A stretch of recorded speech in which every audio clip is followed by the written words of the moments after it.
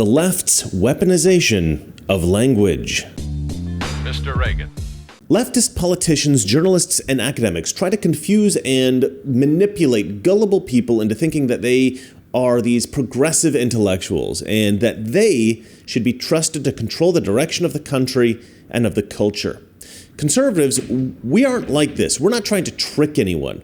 Conservatives tend to speak clearly and plainly. We want our ideas to actually be understood, and this is because we're confident that our ideas are actually good.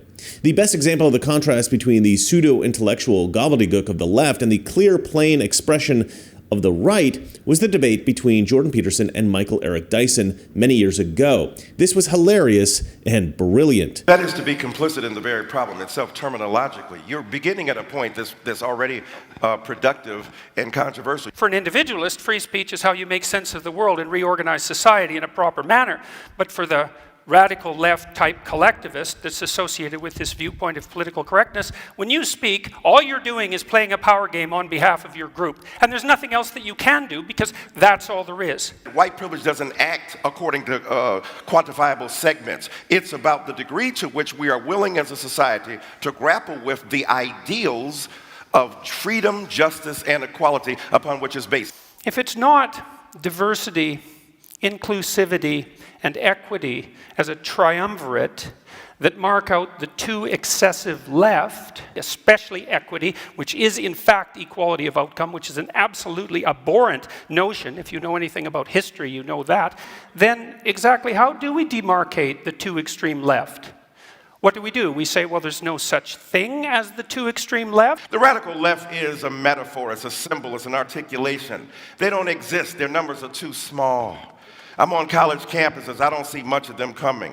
The idea of group rights is extraordinarily problematic because the obverse of the coin of individual rights is individual responsibilities. And you can hold an individual responsible, and an individual can be responsible. And so that's partly why individuals have rights. But groups, how do you hold a group responsible? Those who have been the deployers of power and the beneficiaries of privilege have failed to recognize their particular way. Those who are part of group identities in politics deny the legitimacy and validity of those groups and the fact that they have been created thusly, and then have resentment against others. All I'm asking for is the opportunity. The quotation you talk about, the difference between equality of outcome and equality of opportunity, that's a staid and retried argument, hackneyed phrase derived from the halcyon days of the debate over affirmative action. Are you looking for outcomes that can be determined equally, or are you looking for opportunity? Let's assume for a moment that I've benefited from my white privilege. Okay, so let's assume that. That's fine. Assumption. That's what you would say. So, so let's say, here, let's get precise about this, okay? Was that very individual of you? Let's get precise about this, okay? Let's get precise. To what degree is my present level of attainment or achievement a consequence of my white privilege? And I don't mean sort of. I mean, do you mean 5%? Do you mean 15%? Do you mean 25%? Do you mean 75%? And what do you propose I do about it? How about a tax? How about a tax that's like specialized for me so that I can account for my damn privilege, so that I can stop hearing about it? Yes, I'm trying to corrupt them so they will be uncorrupted by the corruptibility that they've inherited. If we can agree, and we haven't, that the left can go too far, which it clearly can, then how would my worthy opponents precisely define when the left that they stand for has gone too far? You didn't like equity, equality of outcome. I think that's a great marker. But if you have a better suggestion and won't sidestep the question, so let's figure out how I can dispense with my white privilege, and so that you can tell me when the left has gone too far, since they clearly can. And that's what this debate is about political correctness. It's about the left going too far. And I think it's gone too far in many ways. And I'd like to figure out exactly how and when, so the reasonable left could make its ascendance again and we could quit all this nonsense.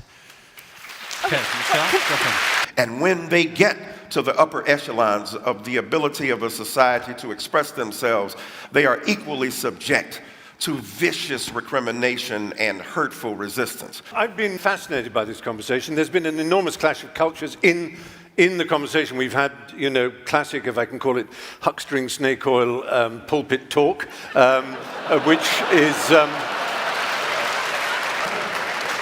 But this leftist strategy of, trust me, I'm smart, has evolved far beyond just the use of big words and convoluted sentences. The left has, for the past 20 years or so, adopted the Orwellian practice of newspeak. They have developed an array of new meanings for old words. These new meanings are called neologisms, or more specifically, a forced semantic shift, or simply redefinition. They've also just invented a bunch of new words, and they've adopted a bunch of esoteric terms, words that have become trendy on the left. Now, they've done this as a kind of psyop, and there are two reasons why this sort of semantic gamesmanship is effective. First of all, low IQ people are easily confused by new words, esoteric terms, and semantic shifts. And these people are prone to just being fooled into thinking that anybody who uses these terms effortlessly is smart. So it's basically a way of tricking dumb people into thinking you're smart. The second reason that this semantic psyop is effective is that controlling language is an effective way of controlling thought. If you redefine a known term, it may take those who reject the definition a long time to adopt this change, and they may never do so. And in the space in between, this provides an opportunity to trick a lot of people into thinking that those who have not adopted the term are evil. The word gender is a great example of this. The left recently changed the definition of gender from the traditional meaning, which is biological sex, to a new meaning, which is how a person feels. So if you feel female, female is your gender regardless of whether or not this feeling conforms to your biological sex. And if you feel male, well then male is your gender regardless of whether that feeling conforms to your biological sex. I'm so damn confused.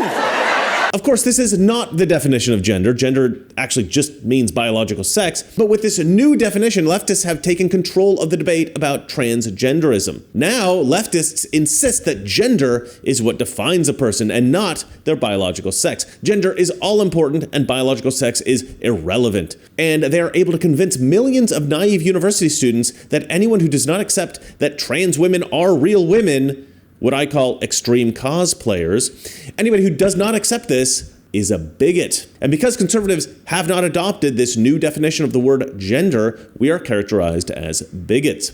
This phenomenon of semantic gamesmanship isn't just an effective political psyop, it's also super annoying. And so I posted a tweet asking my Twitter followers to present to me the new trendy leftist terms that they found particularly irritating.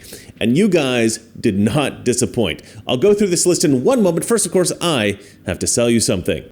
Chances are you've been here before. The chaos in the markets, oil and stocks. Just when you thought it was safe and interest rates were rising, new threats come out of nowhere. Tensions are boiling from Asia to Europe. Adaptation is the key here to safeguarding your wealth. You may not have considered gold before, but listen, it's not speculation. This is insurance. And right now, you need some insurance. Noble Gold Investments have been protecting investors from disaster for years with precious metals. So if you're worried, it might be time to take a fresh look at gold and silver. Gold is a proven safe haven shield for your portfolio and a volatility balance against uncertainty. If it helps, Noble Gold Investments is offering a free 3-ounce silver American Virtue coin with its new IRAs this month. If you open your Noble Gold Investments IRA or 401k rollover, you can claim your coin today. Remember, crisis brews, portfolios waver, gold insulates. Secure yourself against the threats. Go to noblegoldinvestments.com right now, noblegoldinvestments.com, the only gold company I trust. All right, the first words I want to go through are words that already exist, but that the left has redefined. All right, so the first word I want to talk about is the word ally. This term used to mean countries fighting together against a common enemy. Ally now means straight chicks who have lots of gay male friends who typically trick these straight girls into believing that they're too good for every great guy that they meet and convincing them to die childless and alone. An ally can also be referred to as a rainbow chaser, a glitter buddy, or a fairy godmother. All right, let's move on. Domestic terrorist. This term used to be reserved for maniacs who blew up buildings and murdered large numbers of people in order to cause some kind of political or cultural shift. The term domestic terrorist is now used to describe anyone who challenges the deep state. This includes the parents of public school children, Catholics, and of course, people who make their pets vegan. That last one is accurate. Conspiracy theory. Now, this used to mean outlandish ideas that were obviously untrue, stuff that nobody believed except for a few kooks. And these things were usually pretty fun to think about. Bigfoot, the fake moon landing, crop circles. The term conspiracy theory today has come to mean an accurate observation about the left. Transition. Now, this used to mean changing from one state or condition to another. Transition now means the process of applying an extreme cosplay costume. Diversity. Well, this now means just more black people. Inclusive. This now means, of course, exclusive. Far right. This now means centrist. Fascism. Ronald Reagan defined fascism best, I think. You know, someone very profoundly once said many years ago that if fascism ever comes to America, it'll come in the name of liberalism. And what is fascism? Fascism is private ownership, private enterprise, but total government control and regulation. Well, isn't this the liberal philosophy?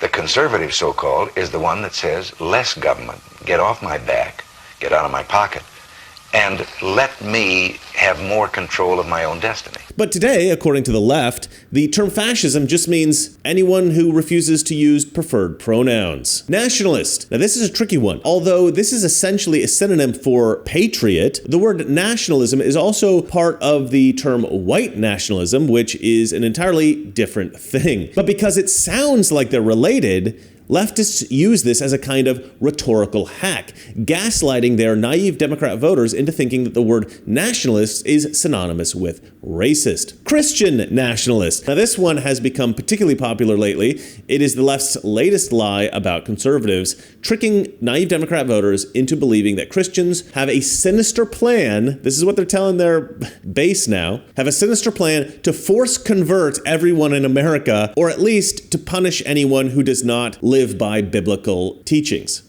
Yeah, that's what they're telling their base now, that all of us conservatives are Christian nationalists. That's their thing. But then there's probably the best known redefinition of them all, racism. Racism used to mean, and in truth still means, racial favoritism or hatred. The left now claims that racism is racial prejudice plus power. The definition is essentially the same as before, but now it's only applicable to white people. So it's essentially a racist definition of racism. And then there's the big one, the atomic bomb of all words, Nazi. The left says the word Nazi about as often as Samuel L. Jackson says the word fuck. But here's the funny thing about that. The overuse of this term by the left has actually rendered it entirely meaningless. All right, now as I said before, the left does not just redefine old words, they invent a lot of new words. And let me tell you, there is a lot of them. All right, let's get into it. The first term I want to talk about, MAGA extremist. This, of course, means sensible person. Neurodivergent. Those with a narcissistic desire for people to perceive them as special because they think differently. The implication, of course, being that they're smarter than everybody else. Minor attracted people. You've probably heard this. Minor attracted people. People who are attracted to minors. This is, of course, the left's term for evil pieces of shit. All right, there's a new term. I don't know if you've heard of this. Othered or othering. This is a weird one. And this is the left's new term. This is true. It's essentially their new word for discrimination. You know, it's funny because they used to use discrimination, then they switched to marginalization, and now it's othering. Jimmy didn't know what the word othering meant, and so his Antifa friends othered him. Why is the left so weird? All right. Unhoused. Well, we can't say homeless anymore because that's triggering, so we have to say unhoused. I know what you're saying. You're listening to this and going, man, leftists are so annoying. And you would be right. That is true. All right, here's a good one. Lived experience. For leftists, these two words have replaced the single word experience, a word that is still used by us conservatives. My truth. This, of course, means not the truth. I quite like that one. Social justice? This word, of course, means injustice. Colonizer. This is the left's hateful racist word for white person. White privilege. White privilege is the immense intrinsic benefits of being white that racist black people imagine we white people have, but we actually don't have. But by allowing themselves to believe that these imagined benefits are real, this allows black racists to feel justified in their racism. All right, here's a good one. Cisgender. This is an exclusively leftist term. The rest of us tend to use the word normal. Gender non-binary. This term indicates a person desperate for attention. I feel like I could have made that one funnier. They can't all be gold, ladies and gentlemen. All right. Misinformation. So for leftists, this has a pretty simple definition. Conservative ideas. Disinformation. Also conservative ideas. Intersectionality. Black and gay. Coffee's good with cream, but better when it's black. Microaggressions. Anything ever said or done by straight white men. Latinx. A term that Latinos find personally offensive. Decolonization. This is the expulsion of a dominant demographic group from a region with the intent to replace that group with another demographic group that is favored by leftists. This is also known as colonization. Cultural appropriation. This is the phenomenon of black people driving cars, flying in planes, and using electricity. Anti-racism. Racism. That's the definition. Homophobia, the fear of the awkwardness that will inevitably ensue when a straight man gets hit on by a gay man. Fat phobia, the accurate recognition that obesity is unhealthy and unattractive. It's funny because he's fat. Existential threat, not a threat. How dare you? Bidenomics, disastrous economic policies. Equity. Equity is the practice of rewarding weakness, laziness, and failure, and punishing strength, hard work, and success. Again, not as funny as it could have been. I dropped the ball on that one, folks. I gotta work harder on some of these. All right. Gender-affirming care.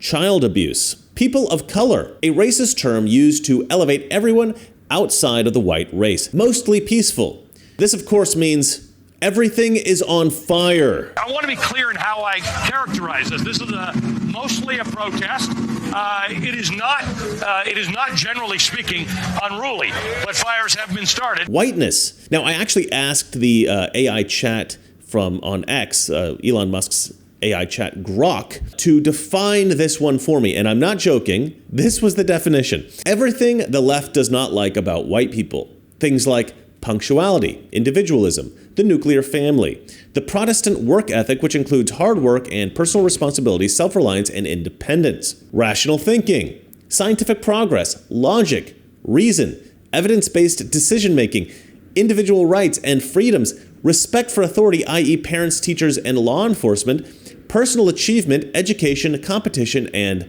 success. So essentially, the definition of whiteness is everything good.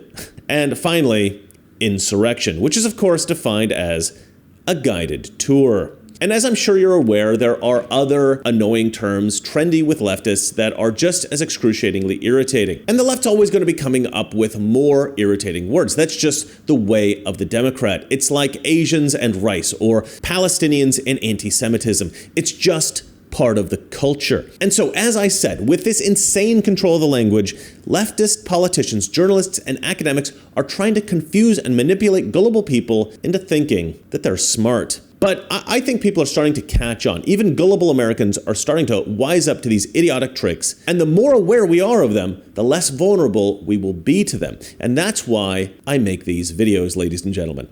Now, if you made it through all of these, well done. All right, well, let me know what you think about this leftist Orwellian newspeak. Remember, buy all my overpriced crap on Teespring, or just send me money via Patreon, or send me a super thanks right here on YouTube, so we can keep trying to save the world. Now, these videos aren't always great, but every once in a while, I produce a gem. And remember, folks, it's not that our liberal friends are ignorant, it's just they know so much that is not so.